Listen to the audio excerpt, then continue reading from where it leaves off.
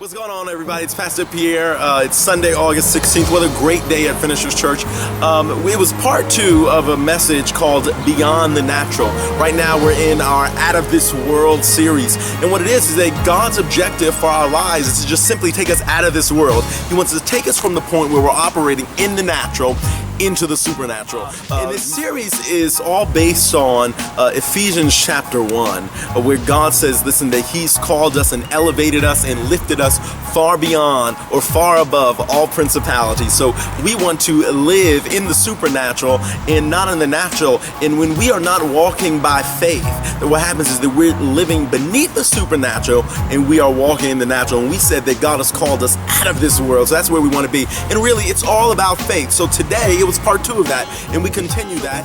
Once again, we looked at 1 John chapter 5, and verse 4 says that anyone born of God has overcome the world. So what we want, and when we step into the supernatural, when we stop living in the natural, that we don't want to be overwhelmed by life's circumstances. We don't want to be overwhelmed by life situations, but we've overcome. We're going to change our language and say, I'm not overwhelmed by what I'm experiencing in the natural. I've overcome it. Why? Because I'm born of God. I've already overcome the world. That word overcome, it means to get the better of, to really just prevail over any temptation, any sin, any difficult situation. So now those things that we experience in the natural, they are not going to get the better of us. We're going to get the better of them. It's not going to overwhelm me, but I'm going to overwhelm it with the joy of the Lord, living in the supernatural. So it's really all a faith thing. We said last week that faith is supernatural. Now faith is. So faith is not limited by time. It matches over with Ephesians chapter 3, verse 20. Now unto Him who is able. So it's a supernatural thing, and really to overcome, we've got to do it by faith. So we said that we're going to live in the supernatural again, and we looked all over the darn Bible. Faith in God, as we operate in the supernatural, it causes us to be able to say that we are already walking in the victory that God has given us. So we're not going to be hoping that God will do it. No, we're walking in the fact that God has already done it. And our faith gives us the ability, as we're talking about overcoming, to know and to have the assurance and the confidence that God is not going to leave us where we are, but God is going to take us somewhere. He's not okay. He's not comfortable with leaving us in the middle. No, God says, I want you to go into the future, and I want you to do it via the supernatural. And that all that confidence it comes from faith. So we're just jumping back to faith 101. And we also looked at Hebrews, the 4th chapter, and how the children of Israel, they were in the place where now God had given them promises. But instead of them walking by faith and entering into the land, they were walking by what they saw. And you know that 2 Corinthians, the easy reading version of chapter 5, verse 4, it says that for we walk by what we believe will happen, not by what we see. But the children of Israel, they were walking by what they saw. So they wanted to make sure that the land that God had promised them was real. So they sent out some folks, go out there and check to see if what God promised us is really true, that we can really believe it. They went out there to check to see if the land was there, and they came back and said, oh yeah, everything God said, that's what it is.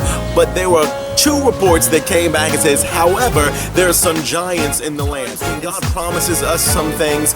We are in a place where we're saying, wow, yeah. And we get there, but then we say, yo, God, what's up with all the giants here? What's up with all these annoying people? What's up with all these difficult aspects of this blessing? The reason why God did not tell the children of Israel about the giants that were in the land, and the reason why God does not tell you and I about the giants that we will face in life when we're entering into the promises that He has given us, is because they're not a factor.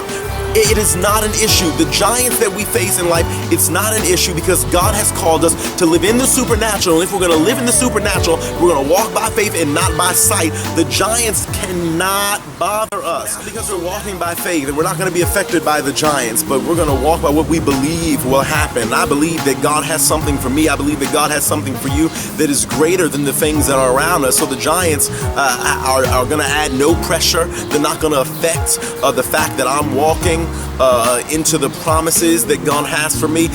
But it challenges me as well, and it challenges you to check the way we look at ourselves and the way that we view ourselves. This whole faith thing, because the children of Israel, they saw the giants and they knew how big the giants were, but they also pointed to the fact that they saw how small they were. They say, we are grasshoppers, you know? But no, if we're gonna walk by faith and not by sight, that we're walking the supernatural, that means that I walk in the power of the God who created the heavens and the earth. So when I go to walk into the promises that God has for me, absolutely no giant, no spirit from the pit of hell, no demon that walks on this earth will be able to stop me from entering into the things that God has for me. A little further in Hebrews chapter 4, and it mentions the word rest. And anytime we exercise our faith and we walk into the supernatural, God always brings us to a place of rest. And this is true faith, true Bible faith. Whenever we live our lives based off of the true word that God has given, this true Bible faith,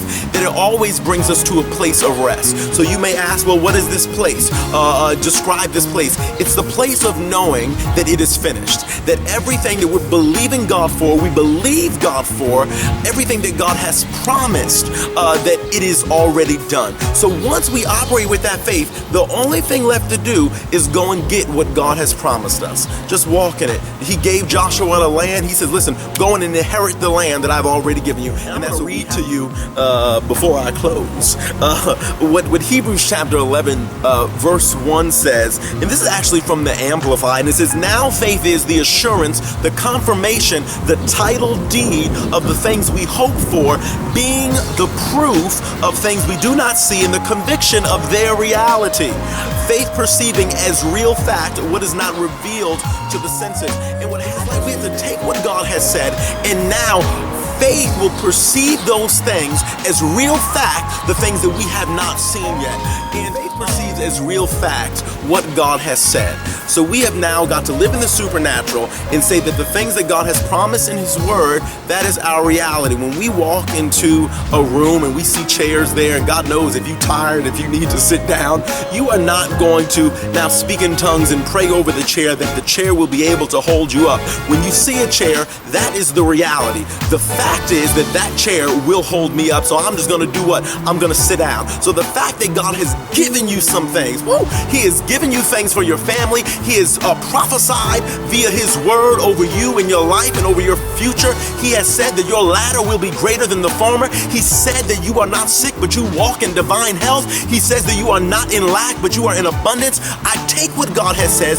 That is my reality. I take that as fact. My faith perceives that as fact, that God will do what He said He will do. So if I'm living in the supernatural, now faith seeing these things as fact says that I'm going to experience heaven on earth. So we've got a new norm now, that what God has said is a thing that is our reality. What God is doing, He's getting us to this place where we have a supernatural point of view, where we have a frame of mind that is locked up in the supernatural, that is not affected by the natural, meaning that we can no longer be moved by how we feel. Imagine all the things that you would have walked out on if you were moved by how you feel. You would be with your spouse one day, but the next day you may not feel like being around them, and guess what? You would quit. Be moved by how we feel. We're going to be moved on the basis of what God said. I was very sick for a while, and in 2014 it got to a very difficult place, and the doctors thought that I was going to have some surgeries. So I was sick, I was not feeling well, I had seen a change in my life, and I was moving on the basis of how I felt. But then when I went to the doctor and they said, listen, you're doing too much of this thing, or you need to cut this out of your life, or you need to add this to your life, I was no longer moving by how I felt, but I started moving on the basis of what the doctor told me to do. So now here we are in this life, getting to this supernatural frame of mind, and what we're saying is that we're no longer going to move by how we feel, but we need to move by something else, and that something else is what God said. We've got Dr. Jesus. We got the great physician, and He says, listen, no longer move by how you feel, move on the basis of what I said. So that's what I had to do in my life. I stopped working by the fact that I'm sick. Oh, there's a spirit of infirmity. Oh, I don't feel good. To now, I'm changing my life. I'm changing my lifestyle. lifestyle, and I'm going to listen to what the doctor said and be moved by that. Same thing for you. And that's all this faith walk is about. That's all this series is about, living far above all principalities, living beyond the natural. God wants to change our frame of mind to really just have his perspective and not be moved by how we feel, by the things that we encounter in life, but on the basis of what he said, seeing his promises as real fact. That is faith. Listen, have a great week. We're going to continue this series, Out of This World, next week, and it's going to be phenomenal. So I'll see you then.